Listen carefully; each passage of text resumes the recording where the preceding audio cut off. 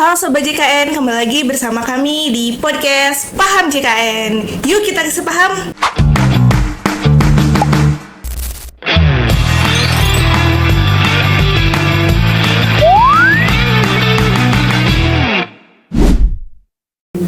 Nah, di podcast kali ini dengan suasana baru tentunya ya, di awal tahun 2025, ini merupakan podcast kita pertama di tahun 2025 ini.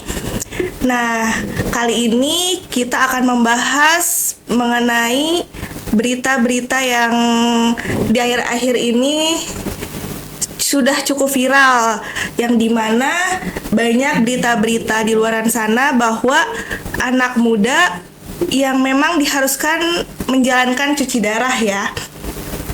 Nah, tentunya untuk kita semua, kita bisa mencegah agar kita tidak mengalami menjalankan cuci darah itu dengan cara pola hidup sehat maupun dengan cara mendeteksinya dari sejak dini. Nah, kali ini kita sudah kedatangan narasumber yang luar biasa tentunya, yang dimana sudah paham bagaimana sih caranya mendeteksi sejak dini penyakit-penyakit berbahaya ya tentunya ya. Yaitu dengan cara screening riwayat kesehatan. Nah, pada podcast kali ini pun berarti kita akan membahas nih mengenai bagaimana sih caranya screening riwayat kesehatan. Nah, di sini kita sudah hadir, yaitu Ibu Fitri. Halo Ibu Fitri, apa kabar? Halo juga, Salwa. Panggil Teteh aja. Boleh Ibu. Nah, Ibu boleh perkenalkan dulu pada Sobat JKN siapa Ibu Fitri ini di BPJS Kesehatan Karawang ini. Ya, terima kasih Teh Salwa atas undangannya untuk menjadi narasumber pada sore hari ini. Perkenalkan, nama saya Fitri. Saat ini saya bertugas di BPJS Kesehatan Cabang Karawang sebagai staf promotif preventif. Baik. Tadi kan sudah diperkenalkan ya sebagai apa Ibu Fitri ini di sini. Nah, boleh nggak Bu nih saya mau nanya-nanya tentang screening riwayat kesehatan yang lebih mendalam lah istilahnya. Oke. Screening kesehatan ini memang sekarang lagi boleh dikatakan booming ya. Iya. Karena bukan cuman hanya BPJS aja yang mengadakan screening kesehatan, tapi sekarang ini juga ada yang namanya pemeriksaan kesehatan gratis. Itu yang presiden yang ini lewat Kemenkes ya untuk pengadaannya. Nah, dari sebenarnya dari kita sendiri pun juga sudah ada semacam kerjasama untuk masalah screening ini, karena memang ada beberapa screening yang diadakan oleh BPJS itu beririsan dengan yang diadakan oleh Kemenkes gitu.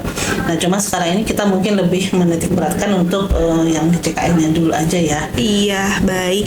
Nah, tadi kan sudah dijelaskan. Nah, berarti kalau misalnya screening riwayat kesehatan di BPJS Kesehatan ini itu tuh dilakukannya di mana kalau boleh tahu? Jadi sebetulnya BPJS Kesehatan itu sudah menyediakan banyak platform untuk pengisian screening riwayat kesehatannya ya. Jadi mulai dari mobil CKN, bisa lewat Pandawa, juga bisa dari website BPJS Kesehatan, bisa lewat Poros, juga bisa lewat tiket di FKTP. Ya baik. Nah berarti cuman lewat dari HP doang ya Bu, bisa ya Bu? Ya, di-download ya dari di-download. Apa ya, kalau untuk Android itu dari Google Play Store kan. Google Play Store. Kalau untuk yang Apple itu dari apa? iOS ya. iOS di situ bisa di-download mobile CKN-nya. Udah bisa di mana-mana ya Bu? Betul. Nah, kenapa sih Bu? Berarti kan ini sifatnya wajib nggak buat semuanya, buat peserta JKN nih terutama screening sekarang sih boleh dikatakan wajib ya. Ini wajib yang sifatnya positif ya. Iya.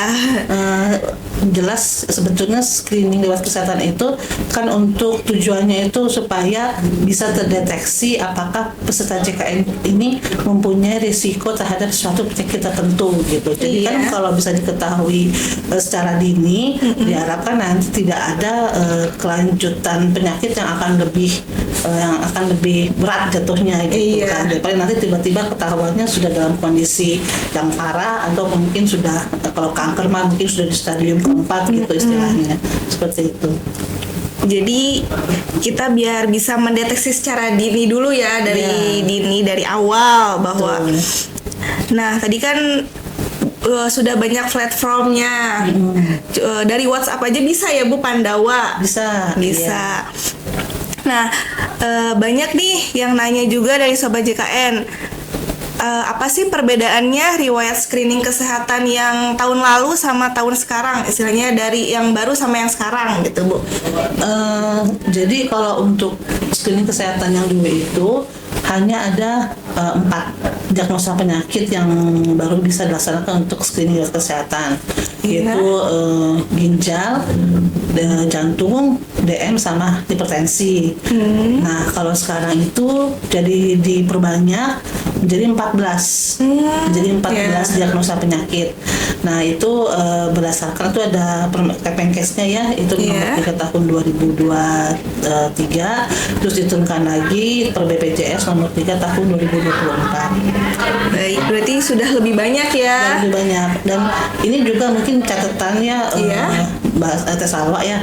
Ini kan selama ini orang mungkin yang sudah punya kartu JKN bilang kita bisanya pakai merasakan manfaat dari JKN itu saat kita sakit. Iya, sebetulnya di saat seperti itu, saat sehat sekarang ini, kita juga bisa manfaatkan kartu JKN itu lewat screening kesehatan ini gitu. Jadi bisa mendeteksi dari biar pas tidak hanya pas sudah sakit baru tahu ketahuan.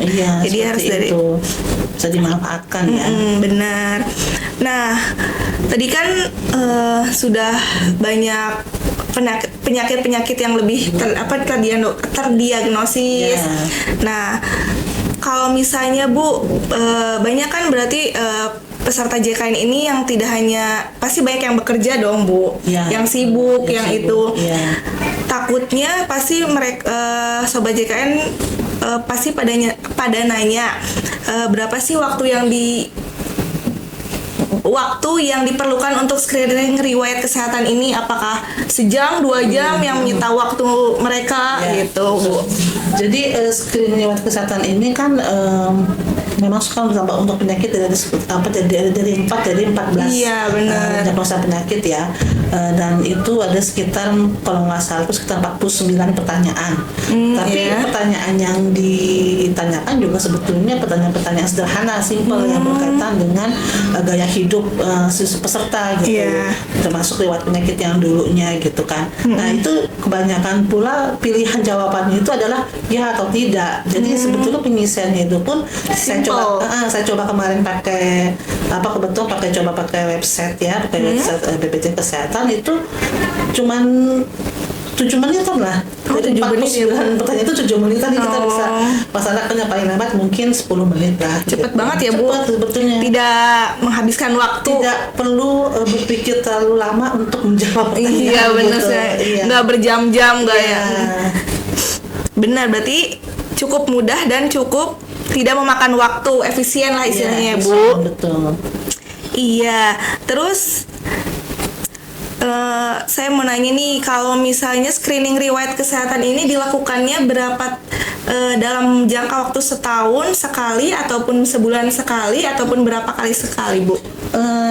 Ini kebanyakan screening JKN ini 1 tahun sekali, tapi ada juga yang 1 kali seumur hidup ada. Oh, bedanya kenapa Bu? Yang 1 kali seumur hidup itu kalau nggak salah untuk screening thalassemia nih. Ya, tapi selebihnya semua 1 kali setahun. 1 kali dalam 1 tahun ya Bu? Iya, betul.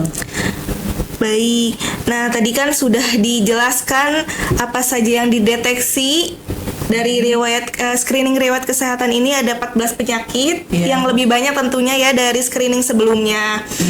Kemudian hasil screeningnya itu berbentuk bagaimana Bu? Walaupun dia sehat ataupun bisa dikatakan tidak sehat begitu. Jadi setelah si peserta melakukan screening riwayat kesehatan, mengisi semua pertanyaan yang ada, itu nanti kelihatan hasil yang keluar itu cuma 2.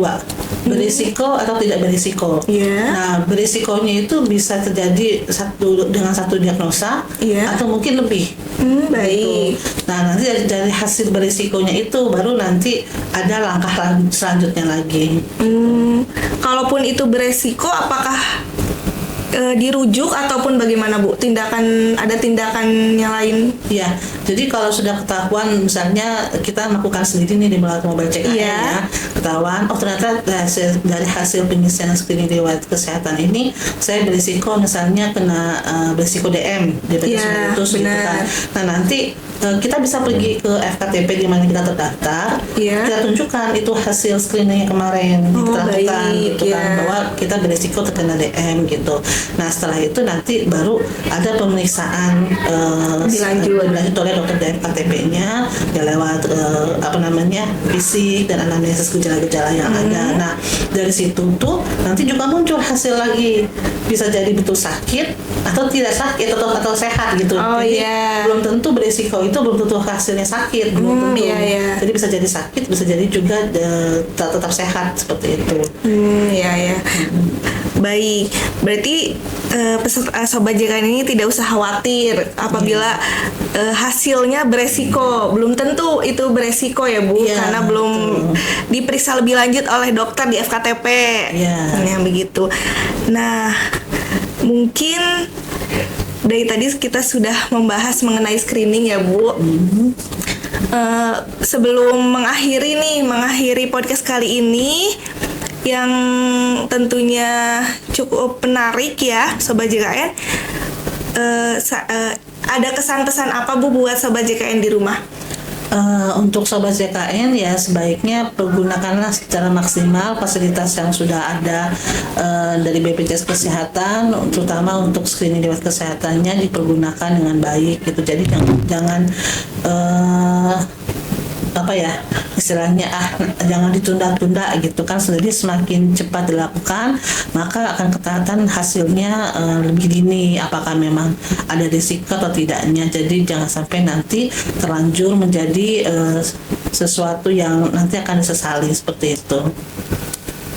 Baik, nah berarti Sobat JKN sudah mendengar kesan dan pesan dari Ibu Fitri ini tentang ayo segera lakukan screening kesehatan melalui aplikasi mobile JKN ya Bu, ataupun Pandawa maupun di web BPJS Kesehatan. Betul. Nah, mungkin cukup sekian ya Bu podcast kali ini. Terima kasih sudah datang, terima kasih sudah menyempatkan waktunya di tengah bekerja ya Bu, lagi capek-capeknya. Sampai bertemu lagi di podcast berikutnya hanya di podcast Paham JKN. Yuk kita kasih paham. Dadah.